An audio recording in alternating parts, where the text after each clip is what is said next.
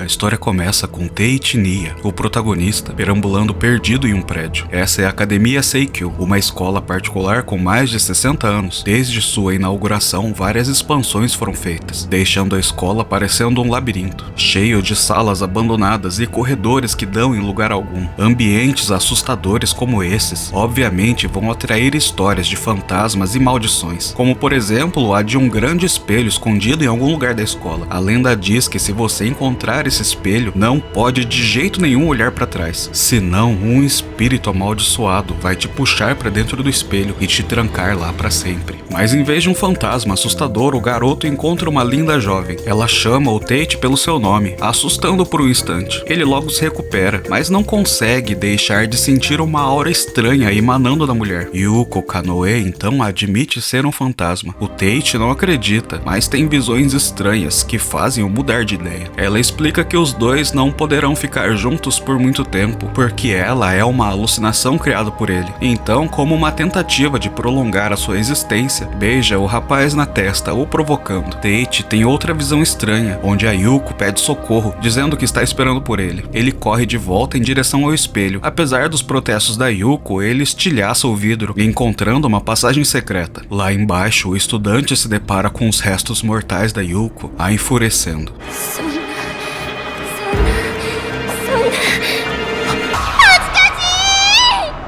Ela na verdade estava apenas com vergonha, mesmo sendo só um esqueleto. Não tem como ela ficar mais pelada do que isso, então acusa o menino de ser um pervertido. No dia seguinte, a Yuko tampa a entrada secreta e decide iniciar um clube de investigações paranormais nessa sala. A Yuko não tem memórias do seu tempo viva, não se lembra nem como morreu, então pede ajuda para desvendar o próprio mistério. Mais cedo do que imaginavam, uma menina chegou ao clube pedindo socorro. Ela teme ser morta pela Yuko. Existe outra lenda na escola envolvendo a fantasma, uma brincadeira proibida, onde depois da aula, longe dos outros alunos, você chama a Yuko para brincar de esconde-esconde. Para invocá-la, é necessário espetar o seu nome em um boneco e se esconder enquanto bate cara. Como é uma brincadeira para apenas uma pessoa, ninguém deve vir te procurar. Para encerrar o ritual, então você diz ao boneco que ele não conseguiu te encontrar. Mas quando a garota olhou de novo, o bicho de pelúcia havia desaparecido. Desde então, ela tem sentido uma presença maligna a perseguindo. Temendo ser morta pela Yuko, veio pedir a ajuda de um especialista em paranormalidade. O Teiichi tenta pedir conselhos para Yuko, mas como a outra menina não consegue enxergá-la, ele utiliza o seu celular para ligar para a presidente do clube, brincando no processo, dizendo que ela nunca aparece na escola, morcegando quase como uma aluna fantasma. A presidente fantasma então faz um talismã para a garota, que vai embora contente. Enquanto isso, decidem investigar o sumiço do ursinho de pelúcia. Bom, acharam ele bem rápido. A Yuko diz que achou o boneco no chão, com o seu nome e tudo, então decidiu pegar para si. Ela conta que maldições não existem de verdade. Essa brincadeira não passa de uma auto-hipnose. Sozinha em uma sala no final do dia, invocando um fantasma, é uma ótima receita para gerar ansiedade e até mesmo ver alucinações. O problema é que essas coisas, mesmo não existindo, podem machucar uma pessoa de verdade. E por falar nisso, a garota percebe que o talismã é falso e em seguida enxerga uma assombração. Teiichi surge para salvá-la, mas a aparição era somente a Yuko, vestida como um espírito do folclore japonês. Diferentes pessoas enxergam a Yuko conforme seu próprio estado mental. Como ela estava com medo, a viu dessa forma monstruosa. Teiichi então extermina a assombração, revelando a boneca e desfazendo de vez o suposto feitiço que a menina havia gerado.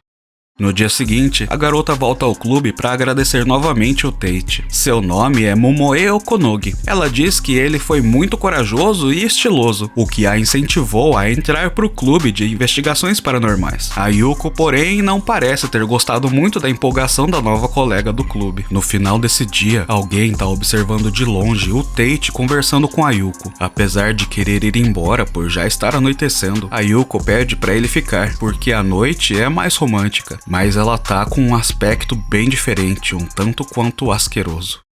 Na manhã do dia seguinte, Teiichi encontra uma carta no seu armário que esconde da Yuko, pensando ser uma confissão de amor. Quando vai ler a carta, porém, descobre que alguém quer conversar com ele sobre a garota que está o seguindo pela escola. Depois da aula, ele vai no local de encontro, onde uma moça que não revela a sua identidade o alerta sobre o espírito maligno que está o assombrando. Ele se recorda do que a própria Yuko disse sobre diferentes pessoas a verem de inúmeras formas, e então começa a suspeitar que a sua visão de uma linda garota, na verdade pode ser apenas uma ilusão escondendo a verdade feia por trás. Do outro lado, a Yuko já estava cansada de esperar pelo Tate. Já que ele não apareceu, ela foi ao seu encontro. Devido à chuva, ambos vão à enfermaria para trocarem de roupa e se secar. A Yuko começa a seduzir o garoto, perguntando como ele a vê, e fica grata por ele a enxergar como ela realmente é. Ela diz que quer ficar junto com ele para sempre.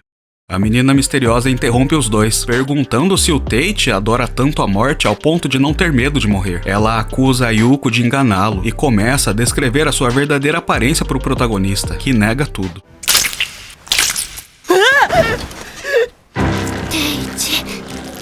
Mas quando olha pra trás, enxerga uma figura decrépita, com carne podre caindo aos pedaços. Assustado, ele foge junto com a outra mulher. Depois de se distanciarem, ela revela seu nome ser Kirie Kanoe. Sim, ela tem o mesmo sobrenome que a Yuko. As duas são parentes de sangue. Kirie explica que Yuko é um nome que todos os estudantes dessa escola já ouviram. Apesar das várias lendas a envolvendo, a garota não deu bola, até que encontrou uma foto no álbum da sua avó. Yuko era a irmã mais velha da sua avó, que confirmou que ela morreu na escola quando era jovem. Depois disso, Kirie começou a enxergá-la, bonita igual na foto. Tudo estava bem até ela ver a sua verdadeira forma um dia, de uma criatura grotesca, formada pela raiva dos vivos e o seu desejo de vingança. Os dois decidem banir a Yuko utilizando seu corpo físico, mas são interceptados por ela.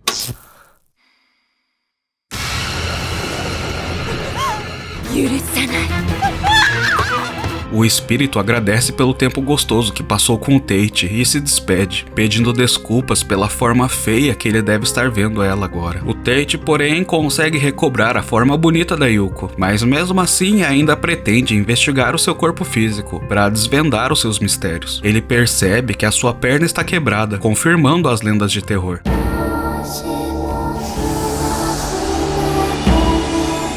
Mas tem algo estranho. Junto com o corpo existe um templo subterrâneo forrado de talismãs e selos para afastar o mal. Kirie tá convencida de que tem furos na história e a Yuko não é de fato maligna, mas ainda assim fica preocupada, tentando entender o que foi então que viu da outra vez, sem perceber que estava sendo perseguida nesse exato momento pela criatura.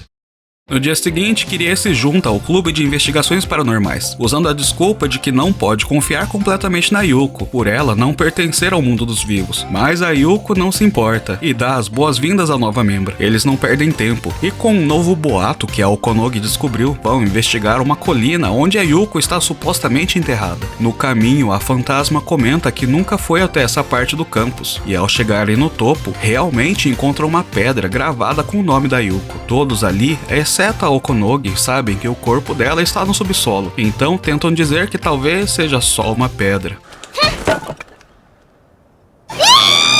A Yuko, irritada com a brincadeira, chuta a lápide, assustando a Okonogi, que sai correndo, com a Kirie logo atrás tentando acalmá-la. Debaixo da pedra, Tate encontra um guizo, mas sua investigação do objeto é interrompida pela Yuko, que o chama de canto. Ela o leva até um local dessa colina com uma vista deslumbrante. Apesar de pensar que nunca esteve ali, talvez apenas não se lembre de já ter estado. Algum tempo se passou desde aquele dia na colina. Agora a escola tá fechada e nossos protagonistas desfrutam das férias de verão. Mas hoje decidiram vir até o colégio para acamparem, investigando mais atividades paranormais. Enquanto estão planejando sobre as investigações, Tate avista Yuko, mas ela parece distante e não se aproxima deles. Eles decidiram acampar na antiga sala do turno da noite, que agora tá abandonada.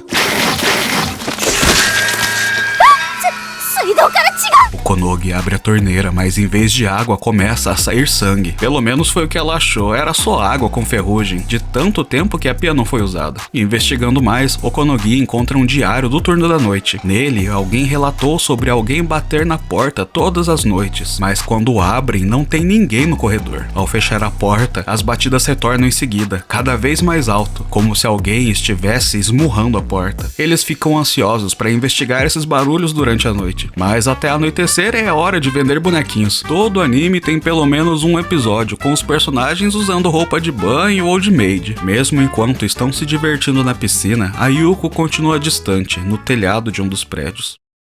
Enfim, é chegada a noite. Okonogi fica no quarto, enquanto os outros dois vão patrulhar os corredores dessa parte antiga da escola. Kirie aproveita para contar a Tate sobre a aparição que viu. Ela tem certeza agora de que a criatura horripilante não era a Yuko, mas algo muito mais amedrontador. Durante a conversa, Tate desaparece. O clima fica sombrio quando ele pergunta se ela é a Yuko. Ela se debruça sobre ele e o acusa de largá-la sozinha. As férias de verão não são desculpas o suficiente para ela. Ela diz que o Tate é o único que pode vê-la, que ela sentiu muita saudade. O garoto até comenta que a Kirie também pode vê-la, mas a fantasma não gosta dela, pois diferente do protagonista, ela não a toca. Falando nela, voltam para fora e a encontram chorando no chão. Yuko oferece a sua mão para ajudá-la a levantar, mas ela se levanta sozinha, teimando que não estava chorando. Eles começam a caminhar, falhando em perceber que algo os observava bem de perto.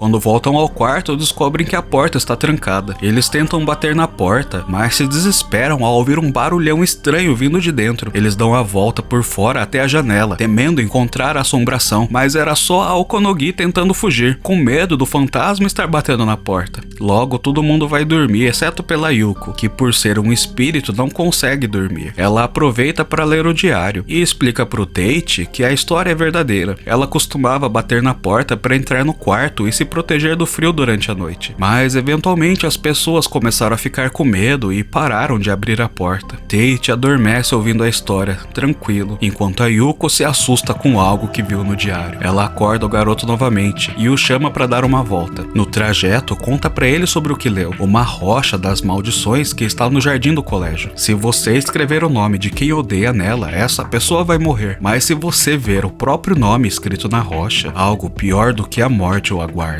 Eventualmente, eles chegam em um jardim e, de fato, lá está a rocha cravada com vários nomes.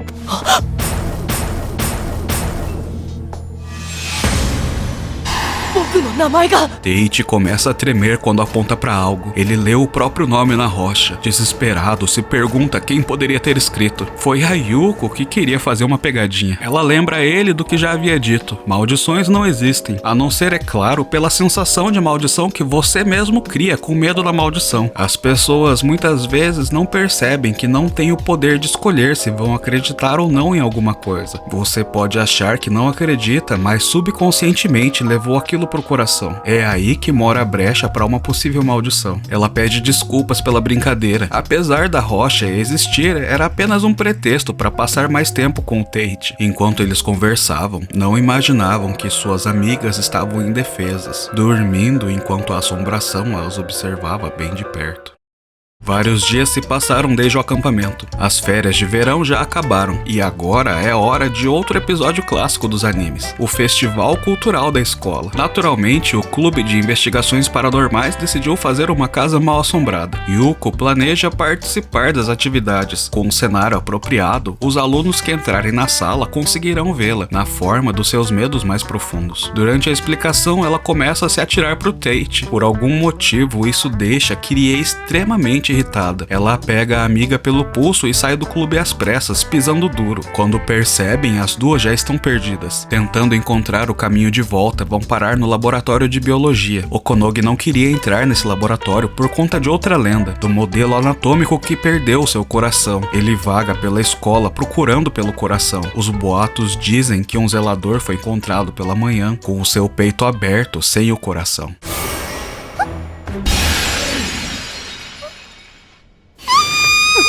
Quando menos esperavam, lá estava o modelo anatômico. Okonogi se desespera e não consegue correr, mas Kirie vem ao seu resgate. Ela a acalma e mostra que o modelo é apenas um objeto que não vai correr atrás dela. A garota fica impressionada, dizendo que além de bonita, ela também é corajosa. Mas a Kirie nega o elogio, por ter cabelo curto e busto pequeno se acha feia. Elas decidem pegar um modelo anatômico para decorar a casa mal assombrada e tentam refazer o caminho de volta para o clube. No trajeto, param em várias barracas do festival, se divertindo com as atividades oferecidas pelos outros alunos da escola. Enquanto caminhavam, algumas alunas as param no corredor. Quando Kirie menos espera, está trocando de roupa e vira uma maid fofa com orelhas de gatinho.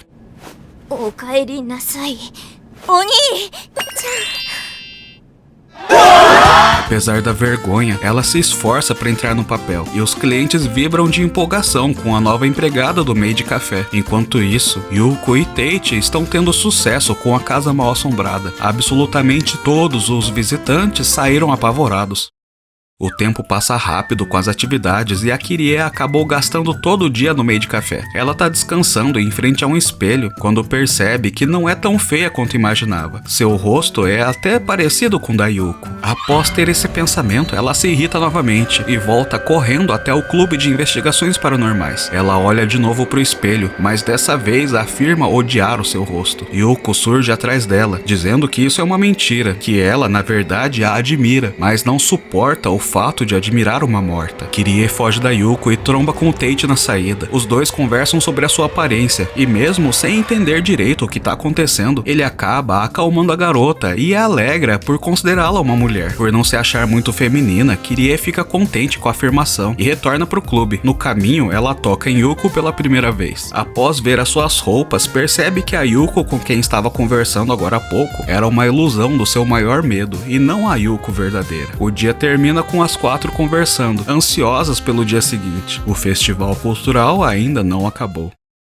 Mas no dia seguinte, nada demais está acontecendo. Apesar da correria no primeiro dia, dessa vez ninguém veio para a atração. Eles matam o tempo conversando sobre outra lenda urbana que se espalhou pela escola. A Mulher Vermelha é uma pessoa misteriosa que aparece na escola e ataca os alunos, drenando todo o seu sangue. Enquanto estavam conversando, alguém surge, dizendo que está ansiosa para ver a Yuko. Eles se perguntam se a garota pode realmente enxergá-la, mas quando ela sai, a Yuko diz que ela não viu nada. Ela não tem medo de nada. Como o movimento tá fraco, Tate e Yuko saem para visitar as barracas do festival. Durante o passeio, percebem uma comoção.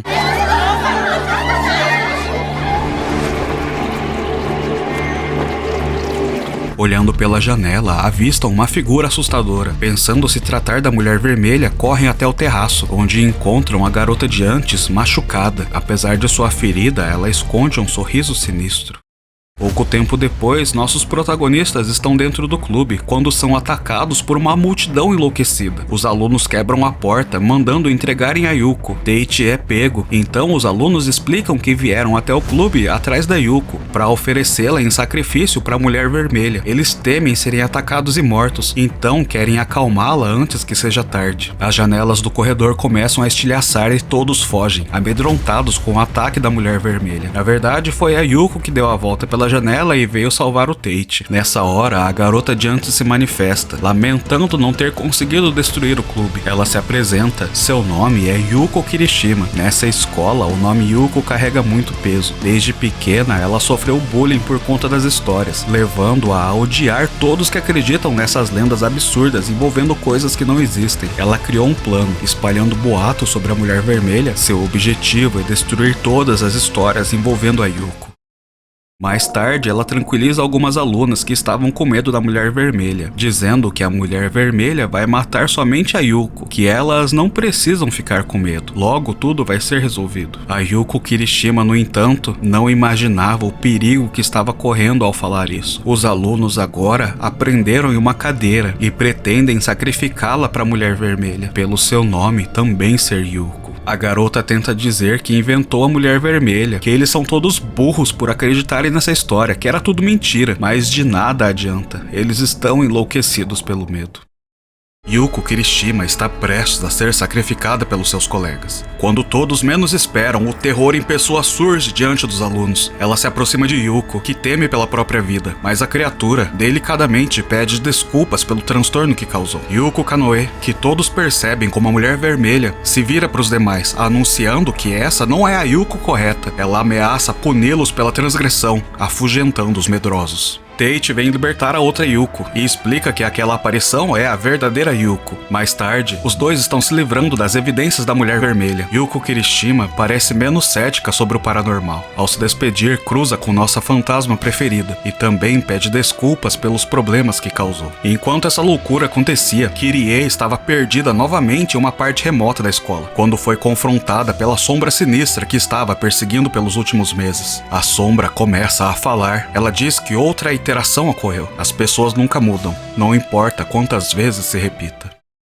No dia seguinte, vemos um pouco de como é o cotidiano do Tate, com a Yuko literalmente agarrada no seu pescoço. Ultimamente, ela anda mais grudenta do que o normal, constrangendo o Tate até mesmo na educação física, já que os outros não podem vê-la. No almoço, o Okonogi, que não vamos esquecer tem uma quedinha pelo Tate, o convida para comerem juntos. Yuko parece bastante enciumada.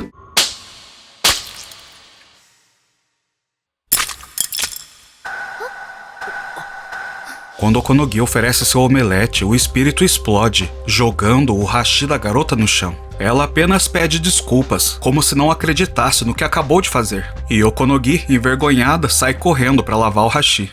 Mais tarde, Tate comenta com Kirie sobre como a Yuko anda estranha ultimamente. Kirie também precisava conversar com o Tate. Ela fala sobre o encontro que teve com a Sombra após presenciar as loucuras que as pessoas podem cometer em momentos de desespero. A Sombra era como uma personificação de todo esse ódio, inveja e luto. O total oposto da Yuko, que é uma completa cabeça de vento. Ela pergunta se o Tate, por acaso, já viu ela brava alguma vez. A Yuko não tem emoções ruins. Ela tá sempre despreocupada. De vez em quando fica no máximo emburrada, parecendo uma criança. Sem saber, os dois estavam sendo observados pela Yuko, que ouvia a conversa enquanto a Sombra a abraçava pelas costas. A conversa continua. Kirie teoriza sobre a Yuko possuir um traço de personalidade múltipla. Talvez ela não se lembre do próprio passado por conta de alguma experiência traumática. E essas memórias de puro terror e ódio ganharam um corpo próprio, ou melhor, uma sombra. Sim, essa é a própria Yuko, a parte oculta dela.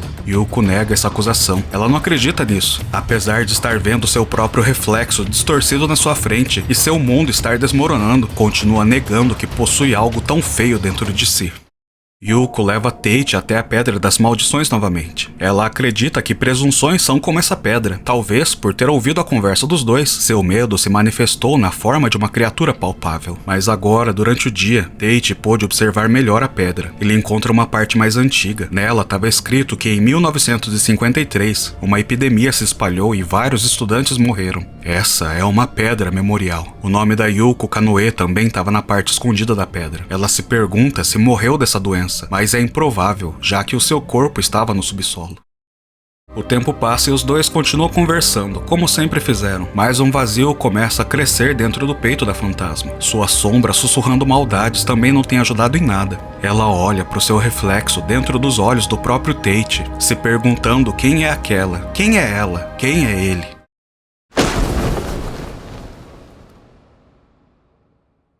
Yuko empurra o Tate de cima da escada. Desculpa dar uma pausa agora, mas eu preciso explicar uma coisa sobre esse anime. O episódio acabou de terminar agora, e começa a musiquinha de encerramento. Mas algo estranho acontece, tipo nas aberturas de Jojo. No encerramento, normalmente a Yuko aparece nessa janela cantando a música, mas nesse episódio a janela tá vazia, e você só consegue ouvir a voz da música de encerramento, sem ninguém cantando. Algum tempo depois, Tate retorna à escola, bastante machucado, andando de muleta. Ele vai até o clube de investigações paranormais para conversar com a Yuko. Mas quando ele a chama pelo nome, a garota se surpreende por ele conseguir vê-la e pergunta de onde ele a conhece. O Tate acha que isso é uma brincadeira de mau gosto, mas seu sangue gela quando ela pergunta, sem nenhum tom de piada, quem ele é. E quer ver o seu sangue gelar também? Acho que você não percebeu, mas volta no começo dessa história. Lá, quando o Tate encontra a Yuko pela primeira vez. Lembrou de algo estranho? Bom, talvez você não tenha prestado atenção, mas eu falei que antes dele ver a Yuko pela primeira vez, ela chamou ele pelo nome. Como ela sabia o nome dele, se não o conhecia antes? Bom, voltando ao presente, Tate, ainda indignado, fala o seu nome, mas Yuko continua fria e distante. Ela diz que provavelmente o esqueceu por ele ter causado mal a ela, e também diz que não quer vê-lo nunca mais. Tate, à beira das lágrimas, tenta se aproximar, mas ela manda não tocá-la. Isso é pro bem dele também. Ela suspeita que tenha sido a responsável pelo seu pé quebrado. Do lado de fora, Tate desabafa com a Kirie. Ele tem certeza que ter caído da escada foi algum acidente, mas a garota se irrita vendo o quão desolado ele ficou, dizendo que é um idiota por estar desistindo da mulher que ama. Ela até brinca que pode ser a namorada substituta, mas Tate não acha isso nada engraçado. Mais tarde, Okonogi ajuda o garoto a melhorar seu humor. Eles almoçam juntos, dessa vez sem nenhuma interrupção, mas por algum motivo, quando ela vai dar o omelete para ele, o hashi novamente cai da sua mão. A cada dia que passa, Tate tá melhor. Agora ele já nem precisa mais da muleta. Seus colegas também estão mais sociáveis, já que ele parou de se comportar igual um maluco. Ele também parou com as atividades do clube de investigações paranormais. Okonogi acha que é por conta do chão velho daquela parte da escola. Vendo o seu pé quebrado, não quer que o Tate se machuque mais ainda. Um dia, Okonogi confessa seus sentimentos. Desde quando o conheceu, passou a admirar a sua determinação e principalmente a devoção pro oculto. Ela sentia que ele fazia isso por algum motivo importante, ou talvez alguém importante. Então pergunta se alguém já é dona do seu coração. Tate finalmente se lembra da Yuko, que a afastou dos pensamentos nos últimos dias. Ela nunca foi embora, ela sempre esteve por ali. Ele apenas não conseguia mais enxergá-la, por conta da última conversa que tiveram ter ferido muito seus sentimentos. Tate testa o próprio coração. Se ele gosta realmente dela, conseguirá vê-la novamente. Porém, no clube de investigações paranormais não a vê em lugar algum. Então grita pelo seu nome, até a fantasma aparecer.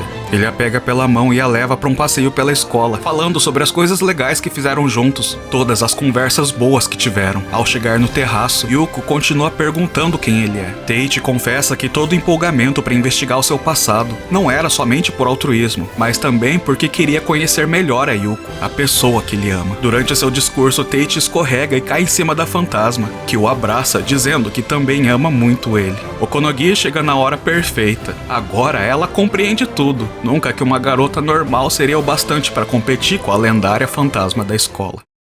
No dia seguinte, Yuko tá esperando pelo Tate no portão da escola. Ela se joga nele assim que o avista e pergunta se ele gosta mesmo dela, se lembrando da sua confissão no dia anterior. Ela o provoca, pedindo para se confessar novamente, como uma prova de que ainda ama. Kirie interrompe a melação, dizendo que os dois não têm noção de onde estão, bem na frente do portão, atrapalhando os outros a entrarem na escola. Yuko, explodindo de raiva, bate na Kirie e sai pisando duro, deixando a menina chocada por ter visto a fantasma brava pela primeira vez. Ela continua um carrapato grudento pendurado no cangote do pobre rapaz, puxando conversa até mesmo durante uma prova com a sala em silêncio. Pro almoço, ela preparou um bentô com a cara do Tate e pede pra ele abrir a boca, mas o menino tá com vergonha do que os outros vão pensar. Só que a Yuko tá obstinada. Ela quer ser a primeira a dar um omelete direto na boca dele. Okonogi, ignorante de tudo que tá acontecendo, oferece seu almoço pro colega. Sem enxergar o lanche ou o omelete fantasma, acaba empurrando a mão da Yuko, que derruba o ovo no chão e sai correndo chorando, deixando-o confuso por vê-la chorando pela primeira vez. Mais tarde, todos estão conversando no clube. Kirie contou a Okonogi sobre ter um fantasma nessa sala. Ela acredita que uma pessoa a mais vai ajudar a investigar os recentes mistérios. Como ela suspeitava, a Yuko não se lembra da sua contraparte sombria, nem mesmo da Pedra das Maldições. Amnésia anterrógrada é o nome que se dá quando a pessoa guarda a memória de longo prazo, mas não as recentes. Geralmente acontece quando o indivíduo passa por um grande trauma, o impedindo de sofrer com as lembranças. Além disso, desde que a Yuko se lembrou do Tate, tem se comportado de forma estranha. Kirie suspeita que as memórias foram para Yuko sombria, e quando voltaram, trouxeram consigo sentimentos negativos como raiva e tristeza. Isso justificaria o seu novo comportamento. Quando o dia acaba e estão para partir, Yuko segura o Tate e pede para ele não ir embora, mas ele precisa ir para casa, como sempre fez. Então se despede, dizendo que poderão se ver novamente no dia seguinte. Assim que ele vai embora, Yuko tenta segui-lo, mas como em um pesadelo, por mais que ela corra, não consegue escapar da escola. Ela entra em pânico, sentindo um grande vazio no peito, percebe que o que tá sentindo é solidão. A sombra se manifesta, finalmente revelando sua verdadeira identidade. Ela diz que entende os sentimentos da garota, apesar da Yuko não entender os dela. A Yuko sombria não aguenta mais carregar todo o fardo sozinha. Ela veio devolver as emoções negativas da Yuko para ela mesma. Tate retorna no último momento. Ele foge com a Yuko e a esconde em um local seguro enquanto confronta a sombra. A entidade parece desabafar quando diz que também é a Yuko, a parte negativa da Yuko que foi abandonada. Quando pergunta pro Tate se ele a ama também, mas não tem resposta, conclui que a Yuko pretende descartá-la para sempre. Então vai atrás da garota, se enfiando em seu peito, causando uma dor horrível. Tate a empurra e por um segundo tem um flash de memórias assustadoras. O casal protagonista sai em disparada novamente, com a Yuko sombria logo atrás, mas não conseguirão escapar.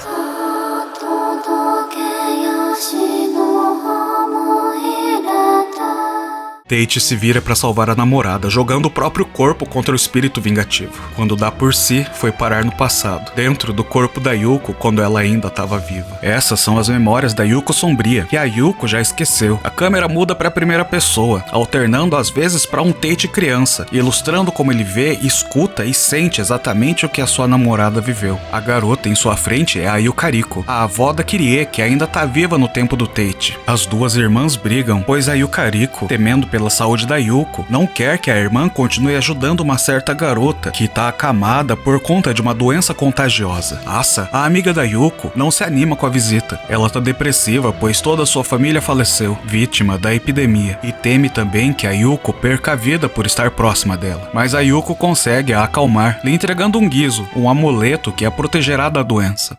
No caminho de volta, as irmãs avistam os anciões da vila. Imaginando que uma reunião está para começar, decidem segui-los, pois o destino do pequeno vilarejo também as interessa. A reunião, no entanto, é mais sombria do que elas esperavam. Devido à epidemia, todos estão desolados. Os anciões temem ser um castigo dos deuses, por terem construído uma escola em cima de um antigo templo shintoísta. Aquele solo ainda era sagrado. Para acalmar a ira dos deuses, os velhos decidem oferecer um sacrifício. Esse vilarejo se sustenta com a mina de cobre, e curiosamente, vermelho em japonês pode ser escrito com a mesma letra que cobre. O sacrifício será oferecido para a mulher vermelha.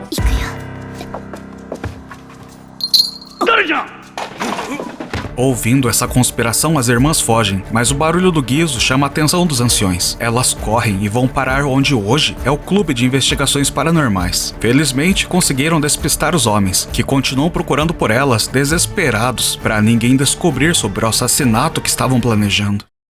Devido à conversa que ouviram, Yuko decide chamar a Asa para morar junto com ela. Os velhos estavam falando sobre sacrificar uma criança para agradar mais a mulher vermelha do que um criminoso ou velho que já está à beira da morte. Enquanto a Asa estiver por perto, conseguirá mantê-la em segurança. Ou pelo menos foi isso que ela pensou. Antes de ir dormir, a Yuko vai conversar com a Asa, mas ela não tá em lugar algum. Só a sua blusa tá no chão, rasgada. A protagonista corre em direção à escola, onde os anciões cedeiam seus encontros. Chegando lá, encontra sua amiga amarrada, em meio a homens enlouquecidos, prontos para cometer uma atrocidade. Como imaginávamos que iria acontecer, Yuko é atirada no subsolo, quebrando a sua perna e desmaiando. Quando acorda, a entrada já está selada, impossibilitando sua fuga. De início, ela fica grata por ser sacrificada. Sua irmã e amiga estarão a salvo, mas logo o desespero bate. Com medo de morrer, implora por ajuda, prometendo fazer qualquer coisa se pouparem a sua vida. Uma a uma, as velas do pequeno altar vão se apagando, até Yuko ficar sozinha em completa escuridão. Com frio, dor e solidão, ela passou os últimos momentos alternando entre ódio e complacência, à beira da loucura. Quando acordou novamente, Yuko já não se lembrava onde estava, mas sua metade sombria, bem consciente de tudo, a amaldiçoou por tê-la descartado. Quando Tate volta para o mundo dos vivos, encontra sua namorada aflita. Ele procura pela Yuko sombria, mas a fantasma não sabe de quem ele está falando. Ela se esqueceu novamente do seu passado traumático. Quando os dois se tocam novamente, um choque percorre o corpo da Yuko. Tate tenta acalmá-la, mas a atravessa, enquanto a Yuko, desesperada, começa a procurar por ele. No dia seguinte, Yuko tá esperando por ele novamente no portão da escola, mas apesar dele estar bem à sua frente, ela não consegue vê-lo. Ela passa o dia atrás dele, onde imagina que ele estaria se ela pudesse vê-lo. É quase como se o Tate tivesse se tornado um fantasma. Kirie, depois de ouvir os fatos, hipotetiza que após Tate tomar conhecimento do passado da fantasma, foi repelido pela Yuko, como ela costuma fazer com a Yuko sombria. É como se o próprio Tate agora fizesse parte da sua contraparte sinistra. Vagando pela escola, Tate encontra na sala da Yuko o diário do Clube de Investigações Paranormais. Nele, sua namorada escreveu que sente a sua falta, então ele a responde, dizendo que também sente saudades. Yuko recebe a mensagem e escreve de volta. E assim, com um gosto agridoce, eles passam vários dias se comunicando através do diário. Um dia, Tate decide conversar com a diretora da escola, a avó da Kirie e irmã da Yuko, Yukariko Kanoe. Após os três conversarem, Yukariko confessa também conseguir enxergar a Yuko. Na verdade, todos os anciões também conseguiam vê-la. Após sua morte, seu nome foi proibido de ser mencionado, por medo da assombração. A Yuko que eles viam era a sua metade sombria. Tate conta sobre a Yuko que costuma ver, uma garota muito mais alegre, sempre de bem com a vida, diferente dessa versão sombria sabia que a sua irmã via pelos corredores antigos da escola. Sim, a Yukariku deliberadamente deixou de demolir as construções antigas da escola, pois sabia que o corpo da sua irmã ainda estava ali em algum lugar. Durante a conversa, Yukariku resolve mostrar o seu antigo álbum de fotografias. Nele, Tate vê a Asa, mas ainda não imaginava o quão importante ela foi para toda essa história. Ele volta correndo até o clube de investigações paranormais e, se desculpando em silêncio, começa a destruir todos os objetos preciosos da sua namorada. Yuko, aterrorizada, finalmente volta a enxergar o Tate, e junto com ele também a sua contraparte sombria. Yuko nega essa criatura macabra a fazer parte dela, mas Tate insiste. Ele também queria reencontrar a Yuko sombria. Ele conta sobre a visão que teve quando a tocou, como se isso fosse acalmar o espírito vingativo. O que ele viu foi apenas um fragmento de décadas de ódio e angústia que ela foi obrigada a suportar, sem o direito de sorrir um dia sequer, pois a sua contraparte iluminada a descartou. É claro que o Tate não consegue sequer imaginar todo esse sofrimento. Só de ter presenciado seus últimos momentos, morreu de medo, de frio, de solidão. Sua empatia é verdadeira e suas lágrimas são sinceras. A Yuko sombria não suporta vê-lo assim. Vê-lo tão triste, tão empático, faz sua chama vingativa fraquejar. Por outro lado, a Yuko também se entristece por ver o namorado nesse estado, compartilhando o mesmo sentimento agora. É quase como se o passado não importasse. É quase como se não houvesse mais a Yuko vingativa ou amnésica. Após serem reconhecidas integralmente pela pessoa mais importante em suas vidas, a Yuko é restaurada como uma pessoa de verdade, que sofre, mas também se alegra. Mais tarde, Tate conta para sua namorada sobre o que aconteceu depois que ela morreu. Os anciões acabaram morrendo pela epidemia, e todos os nomes estão na Pedra das Maldições. A Asa, que ela salvou, na verdade era apelido para Asagi, que significa bordo em japonês, um tipo de árvore. Essa árvore na frente deles. Foi a Asagi quem dedicou esse local como túmulo para Yuko. Além disso, Tate e Yuko descobriram pela primeira vez que, se não fosse pelo sacrifício da sua namorada, ele nunca teria nascido, pois Asagi é a sua avó. Então, no final das contas, valeu a pena. Todo o seu sacrifício valeu a pena. No dia seguinte, Okonogi está desesperada. O clube de investigações paranormais foi interditado. Aparentemente, a diretora encontrou o corpo de uma aluna misteriosa e a polícia está conduzindo investigações. Além disso, a sala estava toda bagunçada, como se um poltergeist raivoso tivesse destruído tudo. Mas a percepção da Okonogi é boa. Ela começa a suspeitar se esse corpo encontrado não é o da Yuko que o Tate gosta. Afinal de contas, ela leu todo o diário com as mensagens melosas que eles trocaram. A Yuko finalmente teve um velório. Depois de 60 anos, o templo shintoísta vai ser transportado para outro local e ressantificado. A parte antiga da escola vai ser demolida e o túmulo que a Asa fez para Yuko vai para o cemitério da família Kanoe. Tudo tá finalmente tendo um desfecho. Aproveitando que é final de semana, a Yuko chama o Tate para um encontro, já que ela não consegue sair da escola. Eles passam bastante tempo juntos, conversando e se divertindo pelo campo só para eles. Yuko preparou um bentô só de omelete, dessa vez sem falta. Ela vai dar o omelete pra ele, e ele também alimenta ela de volta. Ela fica tão feliz que começa a chorar de alegria.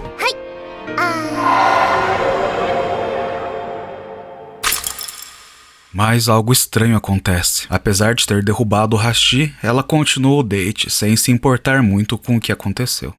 Um pouco mais tarde, quando os dois estão começando a ficar mais próximos fisicamente, a pulseira da Yuko cai do braço. Ela se levanta e agradece por tudo que o Tate fez por ela, e se despede. Finalmente é chegada a hora dela partir. Graças ao Tate ter restaurado suas memórias e resolvido todos seus mistérios, ela não tem mais nenhum arrependimento terreno, e seu espírito tá pronto para seguir em frente. Tate se mostra totalmente contra. Ele pede para ela não desistir. Certamente encontrarão alguma forma de mantê-la entre os vivos. Ele pensa em ligar para Kirie ou para Okonogi para pedir ajuda, mas a Yuko não quer isso. Ela não quer que ele fique mais com ela. Ela quer ficar sozinha. Ela quer que ele vá embora. Ela não quer que ele a veja desaparecendo. A Yuko sabe que isso vai ser muito triste, então quer terminar com ele, para ele continuar vivendo a vida, encontrar outra pessoa e ser feliz. Mas o Tate não a deixa partir de jeito nenhum. Ele a segura e diz que ficará com ela até o último momento. Ele tem esse direito, pois a ama. Essas palavras quebram toda a convicção da Yuko, que se rende aos próprios sentimentos.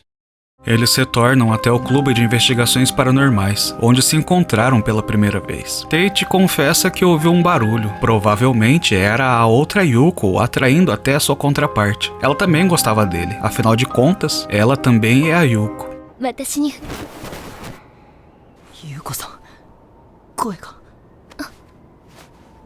Enquanto estão conversando, a voz da Yuko falha. Ela já não consegue mais falar no mundo dos vivos. Seu tempo tá chegando ao fim. Eles começam a conversar através do diário. Logo vou desaparecer. Me desculpe. Você promete se animar. Você não parece animado. Promete não chorar. Promete mesmo. Tate tenta manter a compostura enquanto responde a sua namorada que tá indo embora. No último momento, ela decide ser egoísta e pede pra ele esquecê-la. Ela não quer partir se preocupando com ele. Tate promete esquecê-la, mas Yuko sabe que ele só tá sendo gentil para não preocupá-la.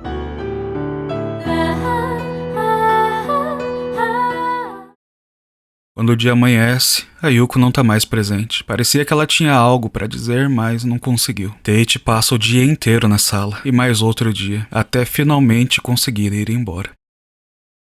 O inverno passou e a primavera trouxe belas pétalas de sakura consigo. Okonogi tá animada, pois decidiram manter a construção antiga da escola por valor histórico. Então eles vão voltar com as atividades do Clube de Investigações Paranormais. Kirie, absolutamente do nada, manda uma pose de Jojo, prometendo se encontrar novamente no clube. Parece que a Okonogi já arrumou tudo por aqui, até mesmo os objetos que a Yuko gostava tanto. No meio da mesa, tem uma caixa com uma mensagem em forma de alerta. Não abra se não quiser ser amaldiçoado.